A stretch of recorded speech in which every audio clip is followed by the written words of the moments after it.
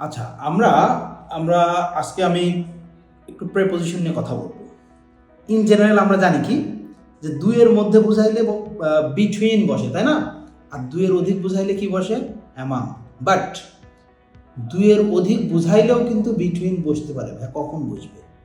দুইয়ের অধিকের মধ্যে আমরা বিটুইন তখনই বসাবো যখন একের অধিক প্রপার নাউন থাকবে, অথবা পারস্পরিক সম্পর্ক, অথবা আমরা কোনো চুক্তি যদি বুঝাই তাহলে দুইয়ের অধিক নাউন থাকলেও বা দুইয়ের অধিক বোঝালেও বিটুইন ব্যবহার করতে পারি।